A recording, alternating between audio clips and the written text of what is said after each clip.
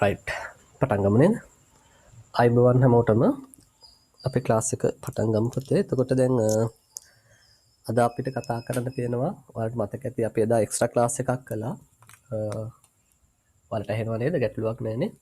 එතකොට අපි එදා අතිරේක පන්තිය පුතේ දැන් අහගන්නකෝ චුට්ටම මතක් කරගෙන එන්නම් කමක් නැහැනේ නේ. අපි මේ කතා කරන්නේ කෘෂිකාර්මික අභියෝග කියන පාඩමනේ නේ. එතකොට දැන් කෘෂිකාර්මික අභියෝග තුනක් අපි තියෙනවා කිව්වනේ. දැන් මම නිතර දැන් මේ ටික හැමදාම මතක් කළා. දැන් මේක ඔයාලගේ ඔළුවේ තියෙනවා දැන්. දේශගුණික විපර්යාස ඊට පස්සේ අපි කිව්වා පරාගකාරක ආරක්ෂා නොවීම ඊළඟට තාක්ෂණය ආශ්‍රිත අභියෝග. ඒතර ඕකේ දැන් මේ තාක්ෂණය ආශ්‍රිත අභියෝගනේ අපි කතා කර ඉන්නේ. අපි අවසාන පොඩ්ඩ කතා කරන්න තියෙන දැන්. හරි. තාක්ෂණය ආශ්‍රිත අභියෝගනේ. ඒතර තාක්ෂණය ආශ්‍රිත අභියෝග හතරක් තියෙනවා කියවනේ. ඒකෙන් දෙකක් කතා කළා පුතේ. බීජ ඒකාධිකාරයයි ඊළඟට ජාන විකරණය කළ ආහාරයි. අපි ওই දෙක කතා කළා. එතකොට අද අපිට කතා කරන්න තියෙන තව දෙකයි. නේද? දෙකක් කතා කරන්න තියෙනවා. හරි. එතකොට මොනවද අපිට කතා කරන්න තියෙන දෙක? එකක් තමයි අර සම්පත් හිගකම කියන එක පුතේ. හරි. සම්පත් හිගකම නැත්නම් සම්පත් හිගතාව කියන එක. ඊළඟට අපිට කතා කරන්න තියෙන පුතේ දේශීය භෝග ආරක්ෂාව නොවීම කියන එක. හරි. දේශීය භෝග ආරක්ෂා නොවීම කියන එක. විනාඩියක් ඉන්න.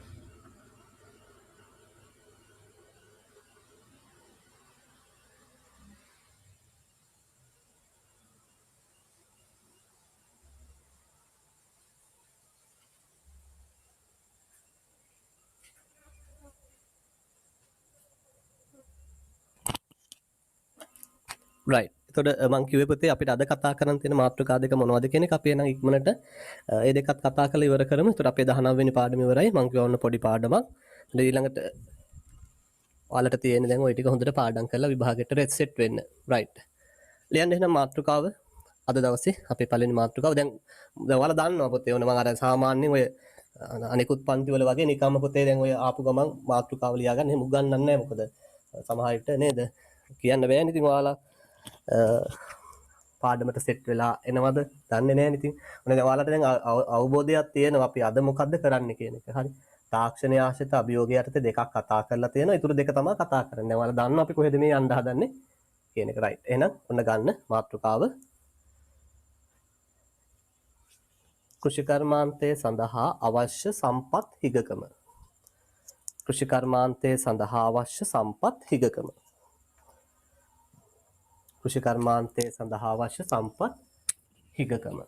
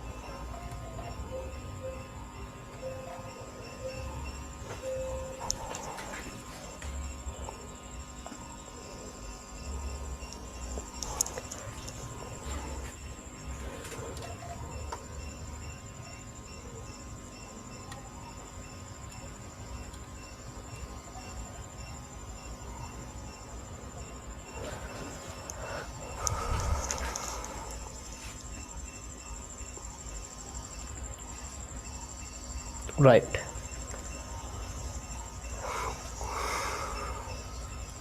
ලංකාව කියන්නම පුදුමාකාර රටක්. හරි ක්ලාස් එක පටන් ගත්ත විතරයි කරන්ට් එක ගියා. හරි. දවසකට කියන්නේ පැය භාගෙන් භාගය යනවා. හරි මේ පටන් ගත්ත විතරයිනේ. පටන් ගත්ත විතරයි කරන්ට් එක ගියා. හරි. ලියන්න පුතේ. ලියන්න. මාතෘකාව ලිව්වා නේද? කෘෂිකර්මාන්තය සඳහා අවශ්‍ය සම්පත් හිගකම. කෘෂිකර්මාන්තය සඳහා අවශ්‍ය සම්පත් හිගකම. කෘෂිකර්මාන්තය සඳහා අවශ්‍ය සම්පත් හිගකම. කෘෂිකර්මාන්තය සඳහා අවශ්‍ය සම්පත් හිගකම. හරි. යටින් ලියමු අපි. යටින් ලියන්න.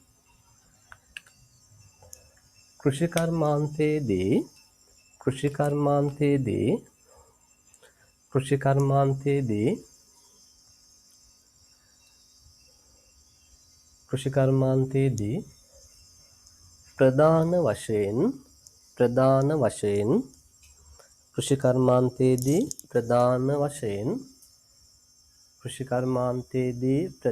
වශයෙන්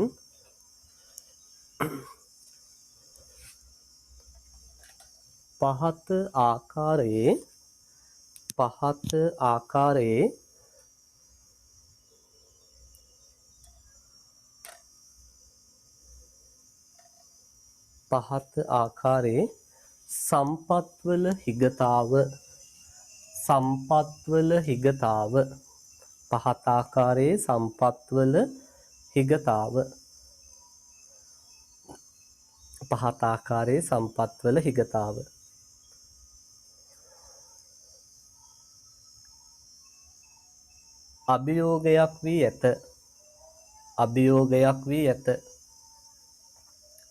අභියෝගයක් වී ඇත. හරි පහත ආකාරයේ සම්පත්වල හිගතාව අභියෝගයක් වී ඇත.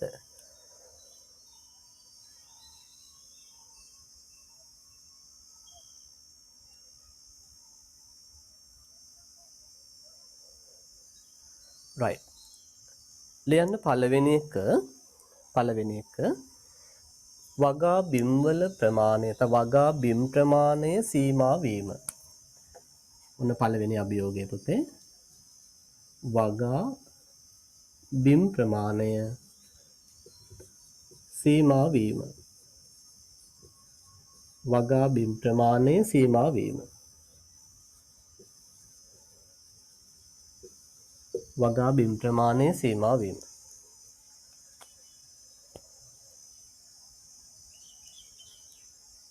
හරි. දෙවෙනි එක වාරි ජලය හිගවීම. වාරි ජලය හිගවීම. වාරි ජලය හිගවීම. ජලය හිගයි කියන එක. වාරි ජලය හිගවීම.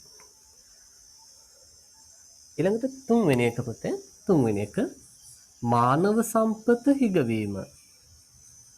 මානව සම්පත හිගවීම. මානව සම්පත හිගවීම. මානව සම්පත හිගවීම. පැහැදිලිද? ඔන්න අභියෝග සම්පත් හිගතාව. හරි. ඒකට සම්පත් තුනක් හිගයි කියනවා. ඔන්න පුතේ හිග සම්පත් තුන වගා බිම් ප්‍රමාණය නැත්නම් ඉඩම් වල හිගතාවයේ තියෙනවා. ඊළඟට වාරි ජලය හිගයි කියනවා. ඊළඟට මානව සම්පත. කෘෂි ක්ෂේත්‍රයට අවශ්‍ය මානව සම්පතේ හිගයක් තියෙනවා. විශේෂයෙන් අපේ තරුණ පරපුර.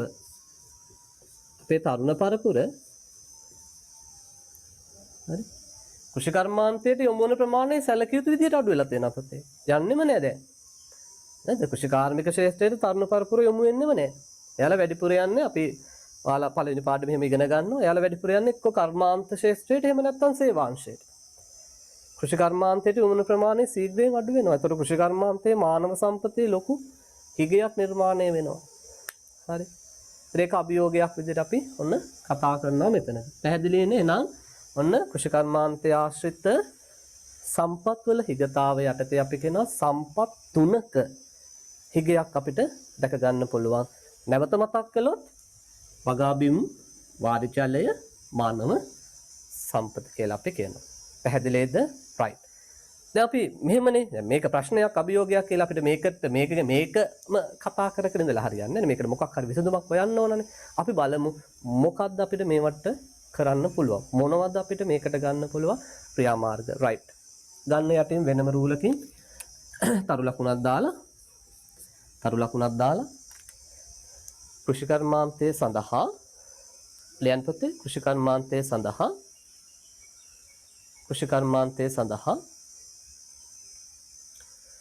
අවශ්‍ය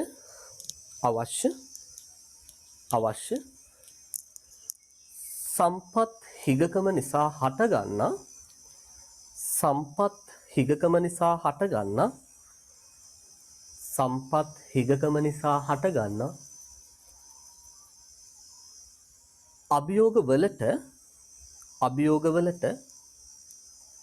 අභියෝගවලට පහත ආකාරයේ උපාය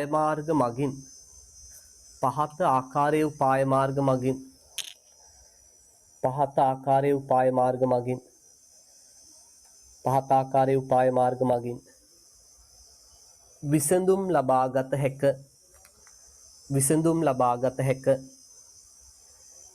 විසඳුම් ලබාගත හැක.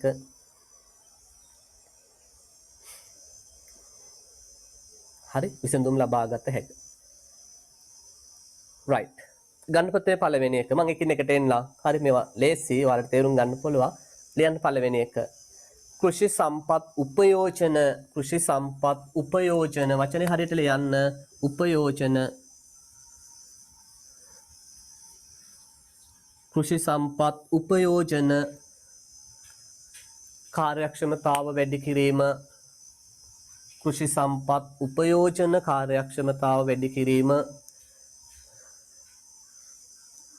සම්පත් උපයෝජන කාර්යක්ෂමතාව වැඩි කිරීම.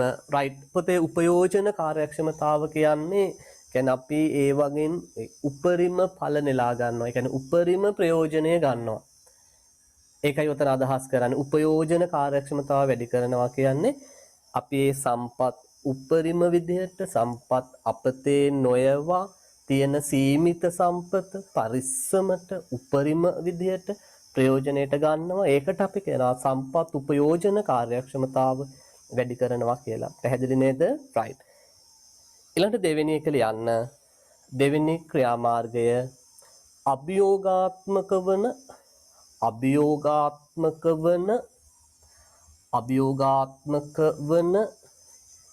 කෘෂි යෙදවුම්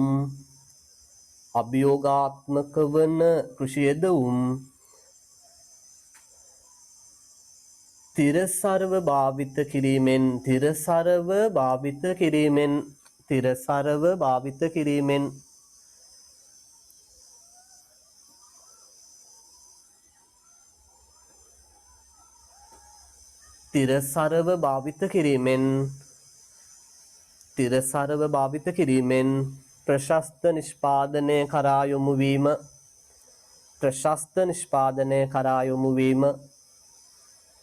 ප්‍රශස්ත නිෂ්පාදනය කරා යොමු වීම හරි. ඔන්න නැවත කියනවා දෙවෙනි කරුණ හොඳින් අහගන්න. අඩුපාඩුවක් තියෙනවා නම් හදාගන්න. අභියෝගාත්මක වන කෘෂි යෙදවුම් තිරසරව භාවිත කිරීමෙන් ප්‍රශස්ත නිෂ්පාදනය කරා යොමු වීම. අභියෝගාත්මක වන කෘෂි යෙදවුම් තිරසරව භාවිත කිරීමෙන් ප්‍රශස්ත නිෂ්පාදනය කරා යොමු වීම. right. අදහස තේරෙනව නේද? අභියෝගාත්මක වන යෙදවුම් කියලා කියන්නේ පොතේ අපිට ජලය වගේ ගොඩාක් හිග සම්පත් තියෙනවනේ. හරි. ඒතර අපි කියනවා ඒවා අභියෝගාත්මක වන කෘෂි යෙදවුම්. ඉතින් මේවා අපි භාවිත කරනකොට තිරසරව අපිට වෙනම පාඩමක් තියෙනවා. මම ඔයාලට කිව්වා 17 වෙනි එකකය තිරසර කෘෂි කර්මාන්තය. ඒතර තිරසරව කියන්නේ පොතේ අද අපේ ප්‍රයෝජනයට ගන්නවා අනාගත පරපුර උදෙසා ප්‍රයෝජනයට ගන්න පුළුවන් විදිහට ආරක්ෂා කරමින් සංරක්ෂණය කරමින් අපි කියනවා තිරසර කියලා. අද ප්‍රයෝජනයට ගන්නවා අනාගත පරපුරටත් භාවිතයට ඉඩ සලසමින් භාවිතයට අවශ්‍ය ඒ ඉඩ ප්‍රස්තාව නැත්නම් ඒවා ආරක්ෂා කරමින්. ඒක තමයි මෙතන කියන්නේ. ඒ අභියෝගාත්මක වන කෘෂි යෙදවුම් අනාගත පරපුර උදෙසාත් භාවිත කරන්න පුළුවන් විදිහට වර්තමානයේ භාවිත කරලා අපි ප්‍රශස්ත නිෂ්පාදනයක් කරා යොමු වෙනවා කියලා කියනවා. පැහැදිලිද? right. ඔය ගැන ඇත්තටම ඔයාලට තව ටිකක් විස්තර කතා කරන්න ඔයිට වඩා දැනුම ලබා ගන්න පුළුවන් අපි තිරසර කෘෂි කර්මාන්තය කියන පාඩම සාකච්ඡා කරනකොට. එතනදී මම ඔයාලට දීර්ඝ වශයෙන් තව ටිකක් ඕක පැහැදිලි කරලා දෙන්න. දැනට ඔය අදහස ඔළුවේ තියාගන්න. right. ඊළඟට පුතේ තුන්වෙනි එක ලියන්න. තුන්වෙනි එක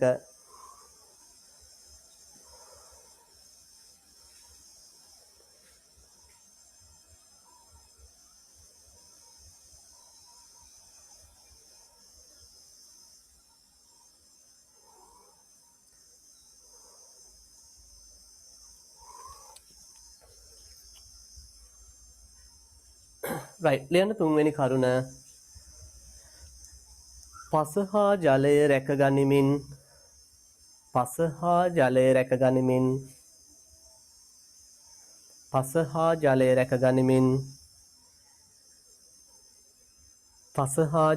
ගනිමින්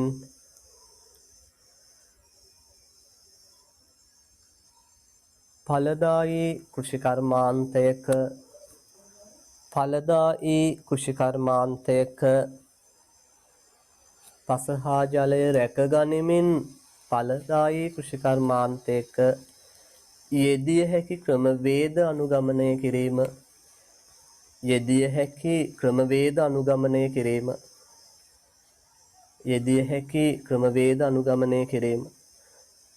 ඔන්න නැවත තුන්වෙනි කරුණ කියනවා පස හා ජලය රැක ගනිමින් ඵලදායී කෘෂි කර්මාන්තයක යෙදිය හැකි ක්‍රමවේද අනුගමනය. right. එතකොට පුතේ මෙන්න මෙතනදී අපි විශේෂ දෙයක් කියනවා. ඔය කියන දේ සඳහා ඔන්න ඔය කියන පස හා ජලය ඵලදායී ලෙස භාවිතය සඳහා අපිට යොදා ගන්න පුළුවන් විශේෂිත කෘෂිකාත්මක ක්‍රමවේදයක් ගැන අපි කතා කරනවා පුතේ. මෙතනදී ඒකට කියනවා අපි යථා තත්ත්ව කෘෂි කර්මාන්තය කියලා. යථා තත්ත්ව කෘෂි කර්මාන්තය. පැහැදිලිද? මොකක්ද ඒකට අපි කියන්නේ යථා තත්ත්වයේ කෘෂිකර්මාන්තයෙන් අපි කියනවා පසහා ජලය රැකගැනීමෙන් ඵලදායී කෘෂිකර්මාන්තයක නිරත වීමේදී අපිට යොදා ගන්න පුළුවන් කෘෂිකාර්මික ක්‍රමවේදයක් තියෙනවා. ඒකට කියනවා පුතේ මොකක් කියලාද? යථා තත්ත්වයේ කෘෂිකර්මාන්තය කියලා. නැත්නම් අපි ඉංග්‍රීසියෙන් කියනවා precise agriculture. precise agriculture. හරි precise agriculture කියලා කියනවා. එතන මෙන්න මේ යථා තත්ත්වයේ කෘෂිකර්මාන්තයේදී එහෙම නැත්නම් මේ කියන precise agriculture කියන එකේදී පුතේ අපි නවීන තාක්ෂණය භාවිත කරනවා. ඉහළ තාක්ෂණික ක්‍රමවේද භාවිත කරනවා. මොනවද? අපි සංවේදක භාවිත කරනවා, අපි පරිගණක ආශ්‍රිත තාක්ෂණය භාවිත කරනවා, අපි ඩ්‍රෝන තාක්ෂණය භාවිත කරනවා, GPS තාක්ෂණය භාවිත කරනවා. මේ වගේ නොයෙකුත් තාක්ෂණික ක්‍රමවේද අනුගමනය කරනවා අපි කෘෂිකර්මාන්තයේ නොයෙකුත් කටයුතු සඳහා. දැන් උදාහරණයක් විදිහට අපිට මෙහෙම කියන්න පුළුවන්. දැන් පලිබෝධනාශක වගේ දේවල් යොදන්න ඕන අපි ඩ්‍රෝන තාක්ෂණය භාවිත කරනවා. හරි එතකොට මෙහෙමයි. දැන් මම එක උදාහරණයක් කියන්නම්. දැන් හිතන්න මෙන්න මේ විශාල වගා ක්ෂේත්‍රයක් තියෙනවා කියලා. හරි. අපේ රටේ වගේ නෙමෙයි. දැන් ඔය දියුණු රටවල් වල තියෙනවනේ පුතේ. අක්කර දහස් ගණන්නේ වගා භූමි. නේ? ඒතර මේ ලොකු වගා භූමියක් හිතන්න අක්කර 1000ක. හරි. අක්කර 1000ක වගා භූමියක් කියලා. දැන් මේ අක්කර 1000 ඔයාලා හිතන්නේ මේ තැනින් තැනට ගිහිල්ලා ඇවිදලා ගස් වලට ලෙඩ හැදිලා දෝව හොයා ඉන්න පුළුවන් මේ අක්කර 1000ක භූමියේ. ප්‍රායෝගික නෑනේ පුතේ නේද? අක්කර 1000 ඇවිදින්නම යයි අසුන් නෙලන කාලෙම. හරි. එතකොට ඒක සාර්ථක නෑ. එතකොට අපි කරන්නේ ගොඩක් දුරට මේ ඩ්‍රෝන තාක්ෂණය වගේ දේවල් මේ තැන්වලදී භාවිත කරනවාද?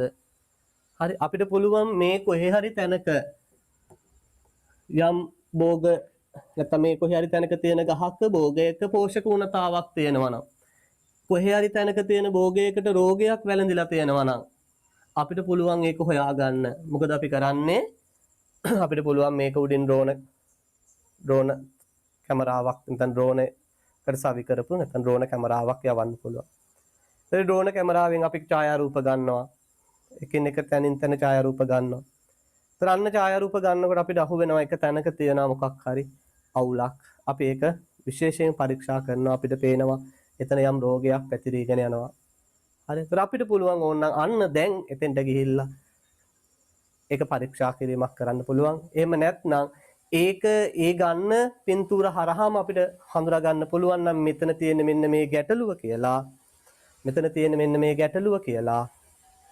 හරි අපිට පුළුවන් අහපව් ඒ ඩ්‍රෝන තාක්ෂණය භාවිත කරලා අපිට යන්න අවශ්‍ය වෙන්නේ නැහැ. ඩ්‍රෝන තාක්ෂණය භාවිත කරලා හරි එතෙන්ට අවශ්‍ය ට්‍රීට්මන්ට් එක කරන්නත් අපිට හැකියාව තියෙනවා. ඒතර ඔන්න ඔය වගේ තාක්ෂණයක් යොදාගෙන ඔය එක උදාහරණයක් මම කිව්වේ.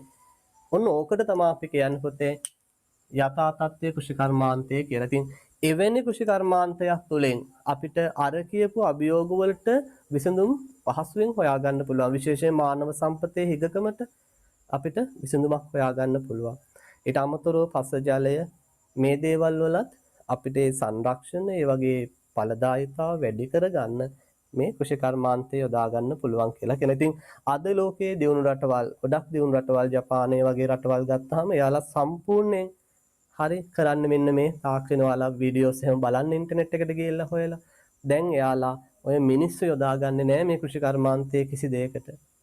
යම් යම් කාරණා හැරෙන්න ඔය පලිබෝධනාශක යොදනේවා, පොහොර යොදනේවා මේ කිසි දෙයකට මිනිස්සු සම්බන්ධ කිරීමක් කරන්නේ නැහැ. එයාලා සියල්ල කරන්නේ දැන් නවීන තාක්ෂණික ක්‍රමවේද පාවිච්චි කරලා. පැහැදිලිද? ඒකට තමයි අපි කියන්නේ යථා තත්ත්ව කෘෂිකර්මාන්තය නැත්නම් precise agriculture කියලා. පැහැදිලි නේද? right. අපි එහෙනම් චුටි සටහනක් දාගමු. ලියන්න මේ විදිහට. දැන් අපි ඔය තුන්වෙනි කරුණනේ ලිව්වේ. තුන්වෙනි කරුණ යටතේ තරු ලකුණක් දාගන්න පුතේ. තුන්වෙනි කරුණ යටතේ තරු ලකුණක් දාන්න. මේ සඳහා ලියන්න. මේ සඳහා යථා තත්ත්වය යථා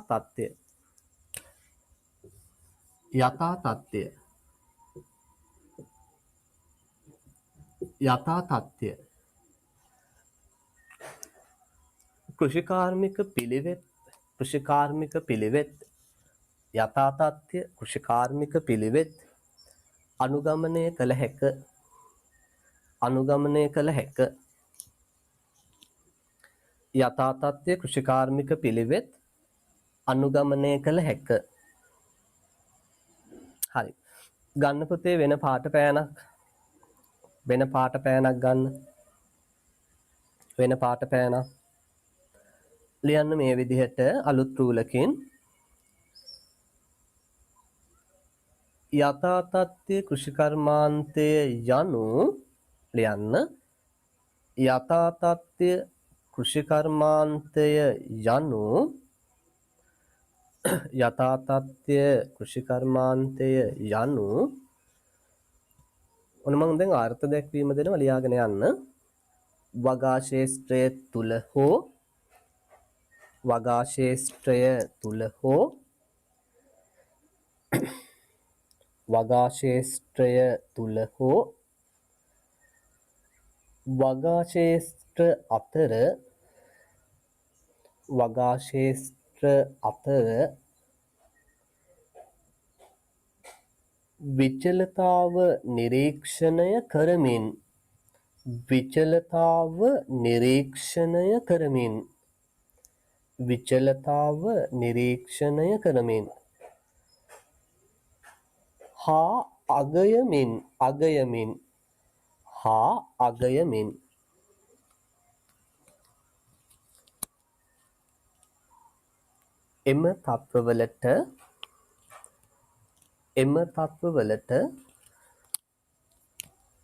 එම තත්වවලට ප්‍රතිචාර දැක්වීම සඳහා ප්‍රතිචාර දැක්වීම සඳහා ප්‍රතිචාර දැක්වීම සඳහා ප්‍රතිචාර දැක්වීම සඳහා තොරතුරු තාක්ෂණ යොදා ගනිමින් හා තොරතුරු තාක්ෂණ යොදා ගනිමින් හා තොරතුරු තාක්ෂණය යොදා ගනිමින් හා සම්පත් කාර්යක්ෂමව භාවිත කරමින් සම්පත් කාර්යක්ෂමව භාවිත කරමින් සම්පත් කාර්යක්ෂමව භාවිත කරමින්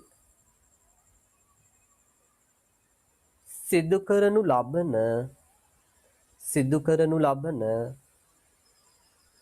ගොවිපොළ කළමනාකරණ සංකල්පයකි ගොවිපොළ කළමනාකරණ සංකල්පයකි ගොවිපොළ කළමනාකරණ සංකල්පයකි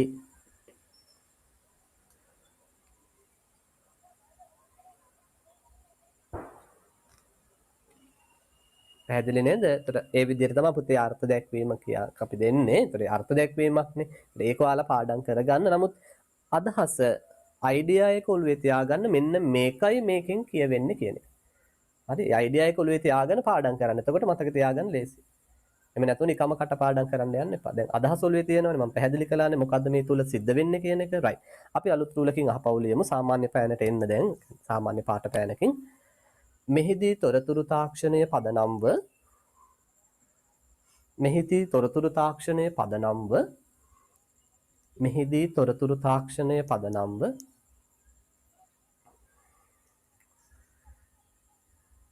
මේ ටික කමාදාලා ලියාගෙන යමු. සංවේදක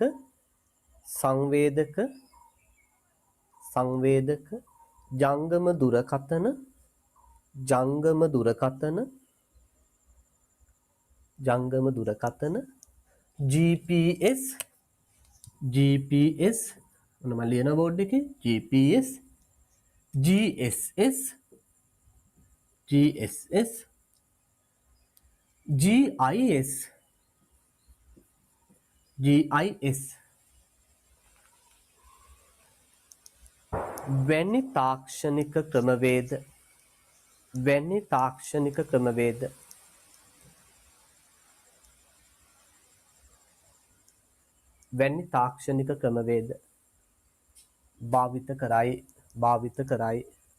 වැනි තාක්ෂණික ක්‍රමවේද භාවිත කරයි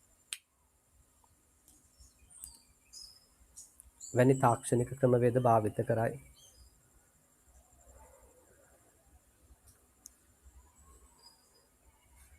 ඒකටම ලියන්න මේ ඇසුරින් මේ ඇසුරින් මේ ඇසුරින් සංවේදක හා යන්ත්‍ර භාවිතය මගින් සංවේදක හා යන්ත්‍ර භාවිතය මගින් සංවේදක හා යන්ත්‍ර භාවිතය මගින්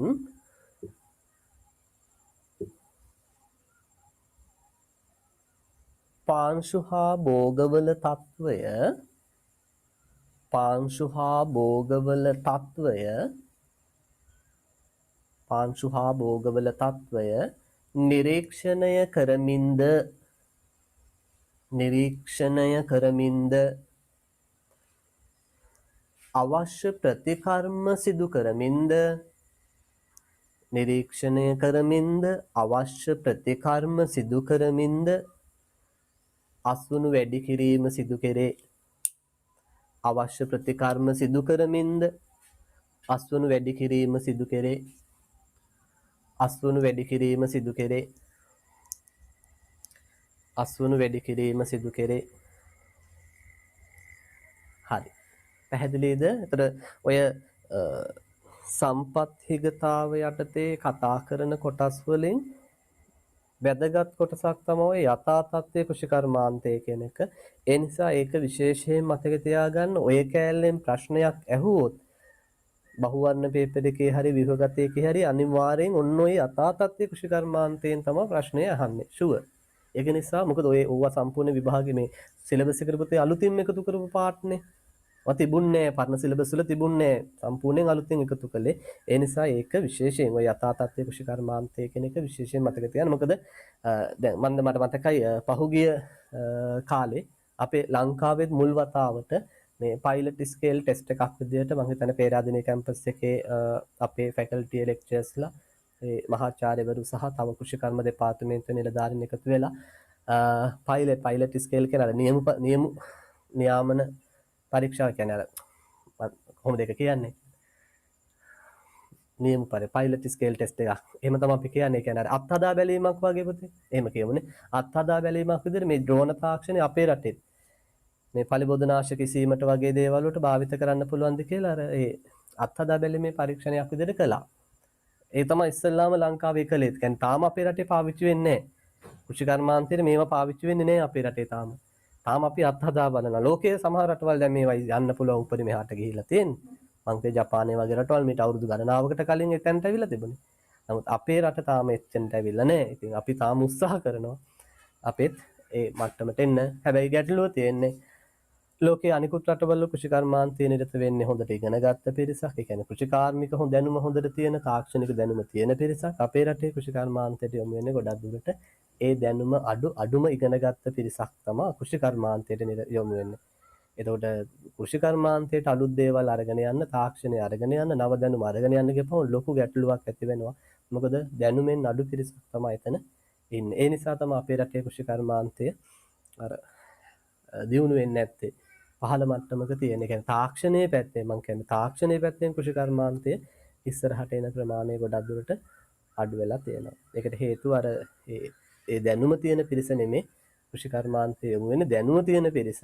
හරි අපි වගේ නේද? කෘෂිකාර්මික දැනුම් තියෙන පිරිස ශේෂ්ත්‍රයට බහින්නේ නැහැ. හරි අපි විතරක් නෙමෙයි දැන් මහාචාර්යවරු ආචාර්යවරු නේද? මේ දැනුම තියෙන මහා පිරිසක් ඉන්නවනේ මේකේ. හරි. ඒතර ඒ දැනුම තියෙන පිරිස ශේෂ්ත්‍රයට බහින්නේ නැහැ. එයාලා ඉතින් නේද? ඒ ශේෂ්ත්‍රය ආශ්‍රිත වෙන රැකියාවල නිරත වෙන එක තමයි වෙන්නේ. ඒකට හේතු තියෙනවා. මොකද මේකට බැහැලා මේකේ රැඳෙන්න අමාරුයි. අපේ රටේ කෘෂිකර්මාන්තය ප්‍රායෝගිකව කරගෙන යන එක ඒ ලාභ ලබනවා කියලා කියන හරි අමාරු වැඩක්. අපේ රටේ තියෙන තත්ත්වය හැටියට. ඒක නිසා එතෙන්ට යොමු වෙන්නේ නැහැ කවුරුත්. හරි. හැමෝම මේ වටේ තියෙන රැකියාවල නිරත වෙලා අර ගොවීන්ට හැමදාම කෘෂිකර්මාන්තය දැන් සාමාන්‍ය මිනිස්සුන්ට කෘෂිකර්මාන්තය කරගෙන යන්න ඉඩ සලස්වලා තියෙනවා. හැබැයි ඉතින් රටේ කෘෂිකර්මාන්තය දියුණු වෙන්න නම් ඇත්තටම අර ඒ දැනුම තියෙන පුද්ගලයෝ ටික මේකට එන්න ඕන. එයාලා කෘෂිකර්මාන්තයට බහින්න ඕන. එයාලා ශේෂ්ත්‍රයට බහින්න ඕන. ශේෂ්ත්‍රයට බැහැලා එයාලා දැනුම යොදවන්න අවශ්‍ය වෙනවා කෘෂිකර්මාන්තයට. ඒ හැර මේක දියුණු කරන්න හරි අමාරුයි නැත්තම්. අපේ රටේ තත්ත්වය අර ටිකක් වෙනස්. දැන් ඔයාලා හොයලා බලන්නකෝ ඒ කැනඩාව වගේ රටවල මම හැමදාම කියනවා දරුවන්ට කැනඩාව වගේ රටවල පුතේ මේ එයාලගේ ලොකු ගොවිපළවල් තියෙන්නේ. අපේ වගේ ওই පොඩි අක්කර භාගයේ අක්කර එහෙම නැහැ. මම අර කිව්වේ අක්කර දහස් ගණන් තියෙන. හරි. අනික ওই දියුණු රටවල් වල මේ මිනිස්සුන්ට ඉඩම් වල අයිතියක් නැහැ. හරි. අපේ වගේ ඔප්පු නැහැ මේ මිනිස්සුන්ට ඉඩම් වල. ඒ දියුණු රටවල් වල එහෙම නැහැ. හරි. දැන් මට වගා කරන්න අවශ්‍ය නම් මට ගිහිල්ලා ඉඩමක් රජයෙන් ඉල්ලගෙන වගා කරන්න පුළුවන්. මම වගා කරනකම් ඉඩම මං ගාව තියෙනවා. මම වගා කරන්නේ නැත්නම් රජයෙන් මගෙන් ඉඩම ගන්නවා. ඒ දියුණු රටවල් වල හැදිලා තියෙන නීතිය එහෙමයි. හරි. Tamanට කියලා එහෙම ඉඩම් අයිතිය තියාගන්න හැකියාවක් නැහැ. මම වගා කරන කල් ඉඩම් මගේ. මම වගා නොකරනවා නම් ඉඩම යාලා නැවත ගන්නවා වෙන කෙනෙකුට දෙනවා වගා කරගෙන යන්න කියලා. අපේ රටේ එහෙම නෑනේ. අපේ රටේ මේ ඔප්පු කියලා නේද තියාගෙන ඉඩම් ලියාගෙන සමහර ඒවා වැටවල් ගහලා කොටු කරගෙන තියාගෙන ඉන්න මෙලෝ දෙයක් කරන්නේ නෑ ඉඩම් වල. ඒතර ඉඩම් වල නේද? අර අන්න උපයෝජනයේ කියන එක ගොඩක් අඩුයි. ඒවා භාවිත කියන්නේ ඒ වගේම ප්‍රයෝජනෙ ගැනීම ගොඩක් අඩු මට්ටමක තියෙනවා. අපේ රටේ ඒ තත්ත්වය තියෙනවා. හරි. අපේ රටේ ඒ තත්ත්වය තියෙනවා. ඉතින් ඔයාලා හොයලා බලන්න. හරි. මේ දියුණු රටවල් වල තත්ත්වය කොයි වගේද කියන එක. දියුණු රටවල් වල මම අර කිව්වේ එහි ගොඩක් දුරට කෘෂි කර්මාන්තය කරන්න පොතේ ඒ කියන්නේ කෘෂි කර්මාන්තය හොඳටම ඉගෙන ගත්ත අය තමයි කෘෂි කර්මාන්තය කරන්නේ. හරි මහාචාර්යවරු එයාලා තමයි කරන්නේ. පැහැදිලි. අපේ රටේ ඉතින් ඒ තත්ත්වය ඇති වෙලා නැහැ. අපේ රටේ ගොවිකම ටිකක් දැන් හැල් වෙලානේ. අපි ඉස්සර නම් කිව්වා මඩ සෝදාගත් කල ගොවියා රජකමටත් සුදුසුයි කියලා. ඒ වගේ දේවල් ඉස්සර තිබුණා. දැන් ඉතින් අර මේ ගොවියා කියපුවම නිකන් නේද? පොඩ පල්ලහැට දාලා තියෙනනේ. ඒ කියන්නේ අර තියෙන රැකියාව වලින් නිකන් පල්ලහැම තියෙන මට්ටමේ රැකියාවක් තමයි ගොවියා කියලා. එහෙමනේ හිතෙන්නේ නේ. එහෙමනේ මිනිස්සු දකින්නේ. එහෙම නෙමෙයි මම කියන්නේ. මම කියන්නේ ඒක එහෙමයි කියලා. නමුත් අර මිනිස්සු දකින කෝණේ පැත්තෙන් ගත්තාම ඒකයි වෙලා තියෙන්නේ. හරි. මිනිස්සු දකින කෝණේ පැත්තෙන් ගත්තාම ඒකයි වෙලා තියෙන්නේ. ඒක නිසා එතෙන්ට යොමු වෙන්න කවුරු කැමති වෙන්නේ නැහැ. ඉතින් අපේ රටෙත් වෙනස් වුණොත් නේද? ගොවියා නේද? ගොවියෝ ප්‍රාඩෝ වල එහෙම යන්න පටන් ගත්ත කාලයක් આવුත් හැමෝම ගොවිකමට ඒවි. එහෙම තැනක් නෑනේ. අපේ ගොවියා දුප්පත් වෙලානේ. එන්න දුප්පත් වෙන එකනේ වෙන්නේ ගොවියා. නේද? ඔන්න හැම ගොවියම හොඳ වාහනයක යන මට්ටමට ඇවිල්ලා හිටියොත් හරි අනිවාර්යෙන් අපේ රටේ මිනිස්සු ගොවිකමට තමයි යොමු වෙන්නේ. හරි දැන් ඔයාලා මම ආයෙ කියන්නේ ඔයාලා හොයලා බලන්න. ওই දියුණු රටවල් වල කැනඩාව ස්විට්සර්ලන්ත වගේ රටවල් වල ඉංජිනේරුවගේ ගේ සහ ගොවියාගේ ගේ ගත්තොත් ඔයාලා හිතන්නේ කාගේ ගේද ලොකු කියලා. ඉංජිනේරුවගේ වාහනේ සහ ගොවියගේ වාහනේ ගත්තොත් කාගේ හොඳ වාහනයක් තියෙනවා කියලාද ඔයාලා හිතන්නේ? හොයලා බලන්න ගොවියාගේ තමයි. හරි ගොවියා තමයි දියුණුම. ඒ රටවල් වල ගොවියා තමයි අංක 1ට ඉන්නේ. හරි. ඒ රටවල් වල ගොවියෝ තමයි දියුණුම. සල්ලි වැඩිපුරම තියෙන ගොවියොන්ට. හරි මොකද එයාලගේ තියෙන ඒ සිස්ටම් එකේ හැටියට පුතේ එයාලගේ අස්වනු වලට එහෙම හොඳ මිලක් ලැබෙනවා. ඉහළ මිලක් ලැබෙනවා. ඒක නිසා ගොවිකම කියලා කියන්නේ හොඳම රැකියාවක් එහෙ. ඒ කියන්නේ ව්‍යාපාර වලින් තියෙන හොඳ ව්‍යාපාරයක්. සාමාන්‍යයෙන් ඔය රැකියාවක් කරන ඉංජිනේරුවරයෙකුට වඩා අනිවාර්යයෙන්ම හොඳට සල්ලි තියෙන කෙනෙක් තමයි ගොවියා කියලා කියන්නේ. අපේ රටේ ඒකේ අනිත් පැත්ත ඒක. පැහැදිලිද? හරි. ඒතර ඔන්න ඒ කොටස ඉවරයි. සම්පත් හිගතාව කියන කොටස ඉවරයි. ඊළඟට අපි යමු අවසාන අභියෝගයට, يعني තාක්ෂණය ආශ්‍රිත අභියෝගයට ලියන්න දේශීය භෝග ආරක්ෂා නොවීම. අවසාන තාක්ෂණය ආශ්‍රිත අභියෝගයේ පුතේ දේශීය භෝග ආරක්ෂා නොවීම. දේශීය භෝග ආරක්ෂා නොවීම.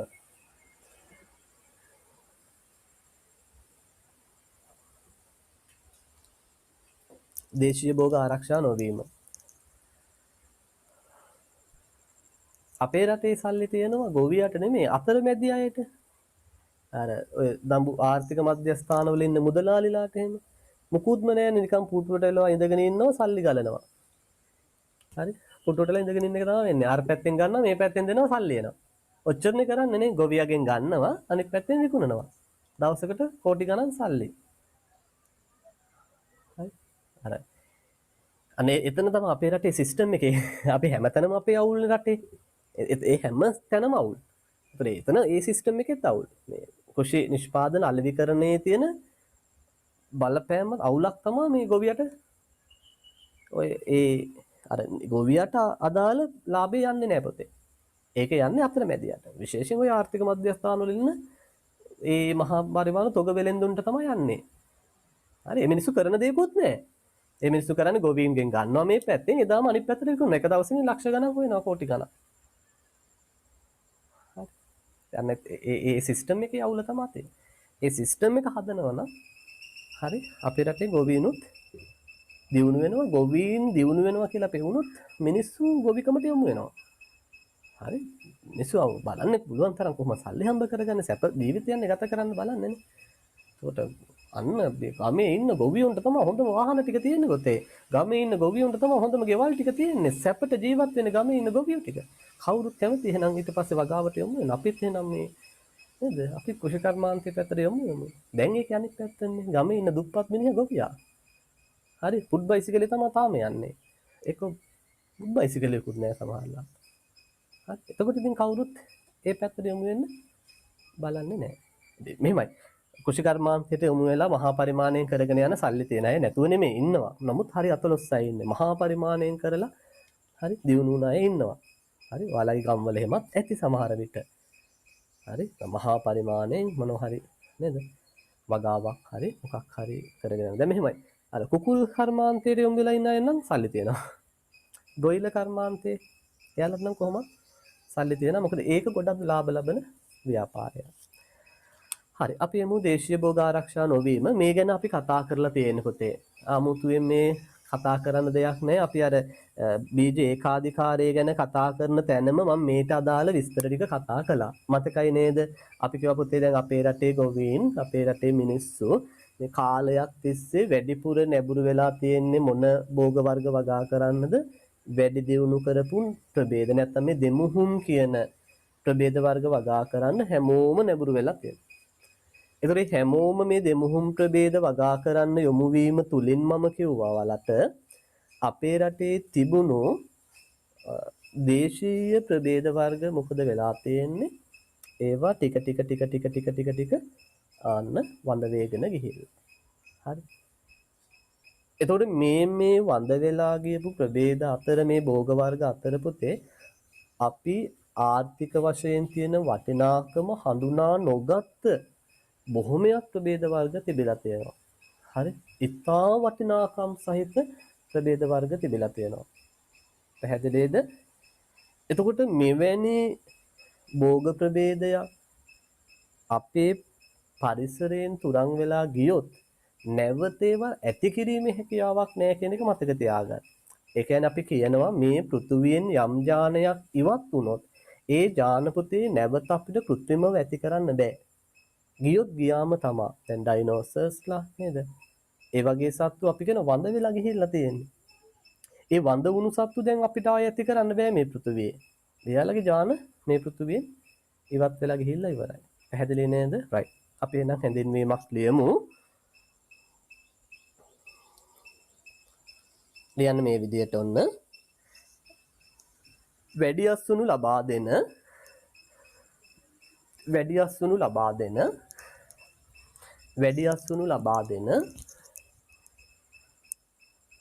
වැඩි අස්වනු ලබා දෙන දෙමුහුම් ප්‍රභේද බහුලව වගා කිරීම නිසා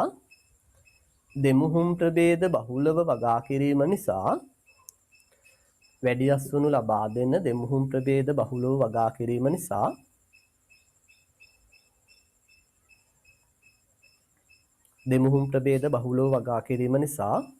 වර්තමානයේ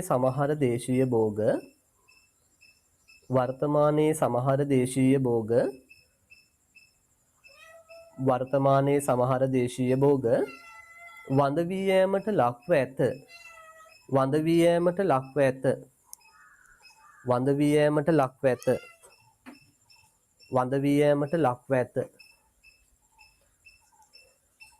යෑමට ලක්ව ඇත.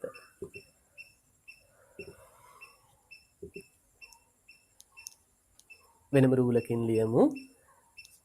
වාණිජව වගා කරන ගොවීන් බහුතරය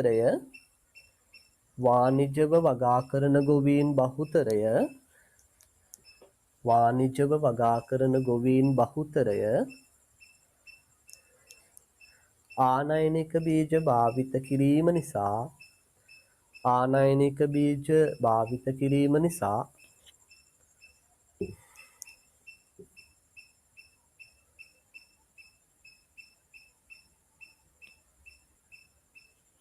ආනයනික බීජ භාවිත කිරීම නිසා සහ දෙමුහුම්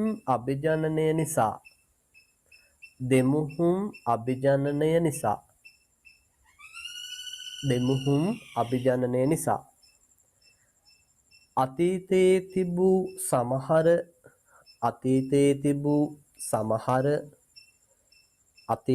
තිබූ සමහර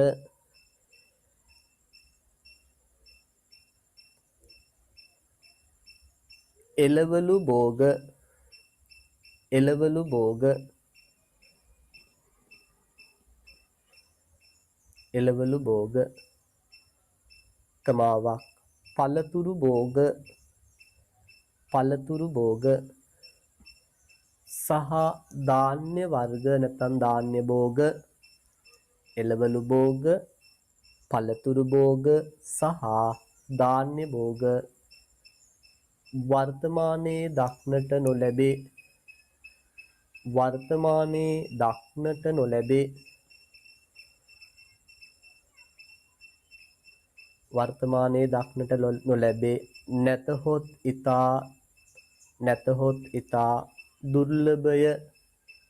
නැතහොත් ඉතා දුර්ලභය. ඒ කියන්නේ කලාතුරකින් තමයි දැක ගන්න පුළුවන් වෙන්නේ.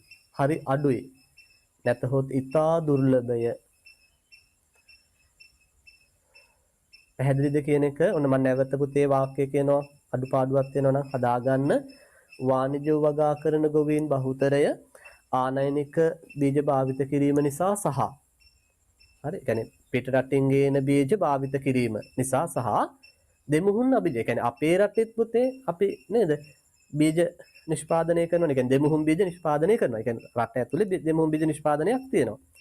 ඒතර ආනයනික බීජ භාවිත කිරීම නිසා රටේ නිෂ්පාදනය කරන දෙමුහුන් ප්‍රභේදවලට වැඩි වශයෙන් යොමු වීම නිසා අන්න අපි කියනවා අතීතයේදී අපි යොදාගත් භාවිත කරපු සමහර එළවලු ප්‍රභේද එළවලු භෝග වර්ග පළතුරු භෝග වර්ග ධාන්‍ය භෝග වර්ග අද දක්නට ලැබෙන්නේ නැහැ. එහෙම නැත්නම් ඊටමත් අඩුවෙන් තමයි ඊටමත් දුර්ලභව තමයි ඒවා අපිට අද දකින්න ලැබෙන්නේ. ලියන්න උදාහරණ කියලා. උදාහරණ දේශීය වැටකොළු උදාහරණ කියලා ලියන්න පුතේ. දේශීය වැටකොළු කමාවක් පතෝල කමාවක් වට්ටක්කා. දේශීය වැටකොළු පතෝල වට්ටක්කා. වට්ටක්කා වැනි එළවලු භෝග. එහෙම ලියන්න. වැනි එළවලු භෝග. දේශීය වැටකොළු පතෝල වට්ටක්කා වැනි එළවලු භෝග. ඊළඟ වෙනම උදාහරණයක් ලියන්න ගස් ලැබු වැනි පළතුරු භෝග. ගස් ලැබු වැනි පළතුරු භෝග. ගස් ලැබු වැනි පළතුරු භෝග. තව උදාහරණයක් ලියන්න සුවඳැල් කළු හීනටි වෙද හීනටි වැනි වී ප්‍රභේද. සුවඳැල් අහලා තියෙනව නේද පුතේ මේවා? සුවඳැල්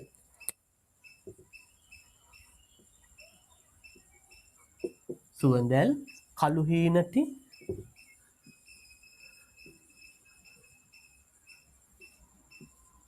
හීනටි වෙද හීනටි වැනි වී ප්‍රභේද. ඒවා සමහර ඒවා නෑ දැන්. සමහර ඒවා තියෙනවා ඉතාමත් දුර්ලභයි. හරි අඩුයි. හරි බීජ ටිකක් හොයාගන්න හරි අමාරුයි. තියෙන අය දෙන්නෙත් නෑ. හරි. පැහැදිලි නේද? right. ඊට පස්සේ වෙනම ඡේදයක් විදිහට ලියාන යමු. වෙනම ඡේදයක් විදිහට දේශීය භෝග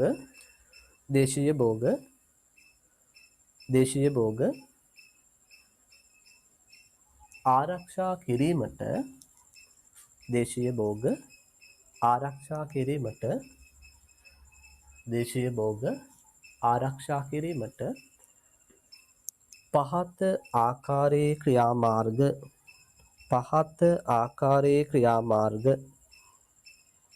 පහත ආකාරයේ ක්‍රියාමාර්ග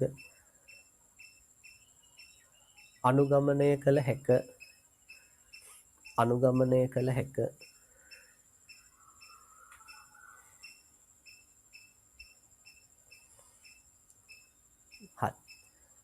ලියන්න පළවෙනි එක දේශීය භෝග පරම්පරා ලියන්න පුතේ මම ඒ කරුණු ටික දෙන්නම්. දේශීය භෝග පරම්පරා අඛණ්ඩව පවත්වා ගැනීම. දේශීය භෝග පරම්පරා අඛණ්ඩව පවත්වා ගැනීම. දේශීය භෝග පරම්පරා අඛණ්ඩව පවත්වා ගැනීම. හරි. දැන් අපි ගත්තොත් දැන් බතලගොඩ විපර්යේෂණ ආයතනයේ පුතේ එයාලා හැම කන්නේම අපේ ওই දැනට ඉතිරි වෙලා තියෙන දේශීය වී ප්‍රභේද ටික තියෙනවනේ. එයාලා හැම කන්නෙම වගා කරනවා. ඒ කියන්නේ හැම කන්නෙම පොඩ හරි වගා කරනවා. මොකද දැන් තියෙන බීජ වුණත් පුතේ කාලයක් යනකොට ඒ වගේ ජීවිතාව නැති වෙලා යනවනේ. නේද? ඒත් අපි ආයේ බීජ අලුත් කරන්න ඕන. හරි. කියන්නේ උදාහරණයක් දැන් බීජ බැංකු තියෙනවනේ. ඔයාලා ඥාන සම්පත් සංරක්ෂණය ගැන ඉගෙනගෙන ඇති කියලා මම හිතනවා. දැන් බීජ බැංකුවල අපි බීජ තැන්පත් කරලා තියෙනවා සංරක්ෂණය කරලා තියෙනවා. හැබැයි බීජ අපිට දීර්ඝකාලීනව තියාගෙන ඉන්න බෑ ඒකම බීජ තොගය. මොකද ඒ වගේ ජීවිතාවපතේ කාලයක් යනකොට නැති වෙනවා. ඉතින් අපි මේ බීජ නැවත අලුත් කිරීම කරන්න ඕන.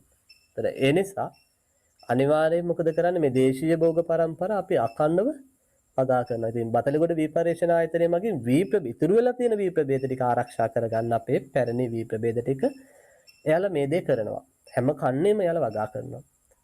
හරි හැම කන්නේම අඛණ්ඩව වගා කිරීම සිද්ධ කරනවා. ඉතින් ඒක තමයි මේ කියන්නේ. අපි මේ දේශීය භෝග ආරක්ෂා කරගන්න මේවා අඛණ්ඩව අපි මොකද කරන්න ඕනේ? වගා කිරීම කරන්න ඕනේ. ඒ කියන්නේ සුළු පරිමාණයෙන් හරි තෝරාගත්ත ගොවීන් කීප දෙනෙකුට හරි දීලා මේවා වගා කිරීම කරන්න ඕනේ. එහෙම වැඩසටහන් තියෙනවා ඇත්තටම ඔය අපේ වී ප්‍රභේද වලට ගොවි ජන සේවායකින් එහෙම වැඩසටහන් ක්‍රියාත්මක කරනවා. සුළු ප්‍රමාණයක් බීජ සුළු ප්‍රමාණයක් ගොවීන්ට දීලා වගා කරන්න කියලා කියනවා. 1 ලියක් 2 වගේ වගා කරන්න කියලා කියනවා. පැහැදිලි? එහෙම දෙන්න ලොකු බීජ ප්‍රමාණයක් නැහැ. ඒ සුළු ප්‍රමාණයක් දීලා වගා කරලා නැවත යස්සුණු එයාලා විසින්ම මිලදී ගන්නවා. අර බීජ ටික අඛණ්ඩව අරගෙන යන්න ඕන නිසා. right. ඊළඟ දෙවෙනි එක ලියන්න පුතේ ජෛව විවිධත්වය ආරක්ෂා කිරීම. ජෛව විවිධත්වය ආරක්ෂා කිරීම. ජෛව විවිධත්වය ආරක්ෂා කිරීම. ජෛව විවිධත්වය ආරක්ෂා කිරීම.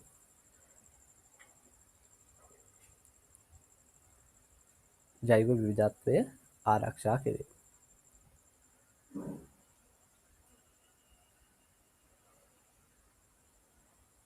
තුන්වෙනි එක ලියන්න අවසාන එක විදියට ප්‍රශස්ත පාරිසරික තත්ත්ව ලබා දීමෙන් ප්‍රශස්ත පාරිසරික තත්ත්ව ලබා දීමෙන්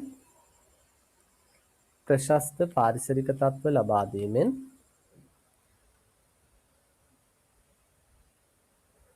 ප්‍රශස්ත පාරිසරික තත්ත්ව ලබා දීමෙන් ප්‍රශස්ත නිෂ්පාදනයක් ලබා ගැනීම. ප්‍රශස්ත නිෂ්පාදනයක් ලබා ගැනීම. ප්‍රශස්ත පාරිසරික තත්ත්ව ලබා දීමෙන් ප්‍රශස්ත නිෂ්පාදනයක් ලබා ගැනීම. හරි. ඒතර ඔන්න ඔය කරුණු තුන මතක තියාගන්න. ඉතින් ඕකෙත් විශේෂයෙන් වඩා වැදගත් වෙන්නේ අර පළවෙනි දුන්න කාරණේ පොතේ. පළවෙනි දුන්න එක තමයි වඩා වැදගත් වෙන්නේ. අපි මේ දේශීය භෝග පරම්පරා අඛණ්ඩව පවත්වාගෙන යන එක වැදගත් වෙනවා. ඒක තමයි අපිට තියෙන ප්‍රධානම ක්‍රමවේදය. මේවා මේ තුරන් වෙන එක, වඳ වෙලා යන එක වළක්වා ගන්න. හරි. එතකොට ඔන්න ඔය ටික තමයි අපිට මේ 19 වෙනි පාඩම තුල කතා කරන්න තියෙන්නේ. මම කියවනේ ඔයාලට මේක පොඩි පාඩමක්. හරි. අපේ සිලබස් එක තුල තියෙන පොඩිම පාඩම තමයි 19 වෙනි පාඩම. එතකොට ඒ පාඩමට අදාළව අපි කතා කළ යුතු සියලු විෂය කරුණු ටික කතා කළා. සාමාන්‍ය තියරි ක්ලාස් එකක කතා කරන විදියටම කිසිදු අඩුවකින් තොරව සියලු විෂය කරුණු කතා කළා. මේක රිවිෂන් පන්තියක් නේ. ඒක නිසා වැදගත්ම කරුණු ටික විතරක් දුන්නොත් ඇති. එහෙම එකක් නැහැ. හරි විෂය නිර්දේශයට අදාළව තියෙන උගන්වන්න කියලා තියෙන සියලු විෂය කාරණා ටික එකක්වත් අඩු නැතිව ඔයාලට දීලා තියෙන. ඒක නිසා ඔය ටික හොඳින්ම පාඩම් කරගන්න. එතකොට මේ පාඩමෙන් ඔයාලගෙන් අහන ප්‍රශ්නයකට ඔයාලට කිසිම විදියකින් උත්තර ලබා දීමට අපහසුතාවයක් ඇති වෙන්නේ නැහැ. ඒක විශ්වාසයි. හරිද? එතකොට ඔන්න 19 වෙනි පාඩම එතනින් ඉවරයි. ඊළඟට දැන් අපිට අලුත් පාඩම පටන් ගන්න අවශ්‍ය වෙනවා. මට චුට්ටක් කවුරු හරි දැන් ඔහොම ඉන්න ගමන් මැසේජ් එකක් දාලා කියන්න